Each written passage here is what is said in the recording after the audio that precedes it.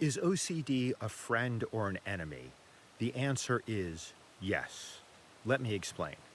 Early in recovery, I think it's most helpful to view OCD as an enemy, as this thing that is bent on destroying you, because that gives you the fortitude, the conviction to try to resist it at all costs, because that is all you need to do early on. Just try as hard as you can not to give in. Even if it means literally just delaying a compulsion 30 seconds, that is a victory, and these victories compound. But as you start to get more victories, as you start to get more freedom, I think it's ultimately more helpful to view OCD as a friend, because that's what I think it is. It is a very, very, very misguided friend, a very, very, very overprotective friend, but it is a very, very devoted friend. It wants to save us from any discomfort, any danger, anything aversive happening.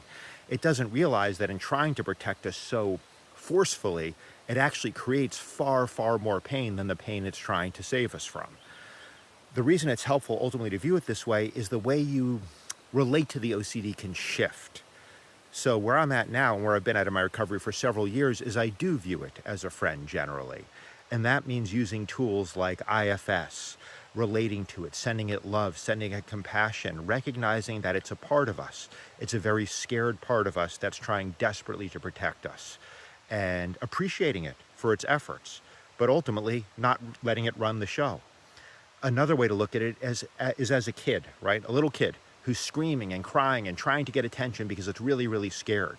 You're not going to shame that kid. You're not going to ignore that kid. You're going to comfort that kid, but you sure as hell are not going to do what that kid says you should do. If the kid is like, there's a monster under the bed, you're not going to be like, holy shit, let's all leave this house.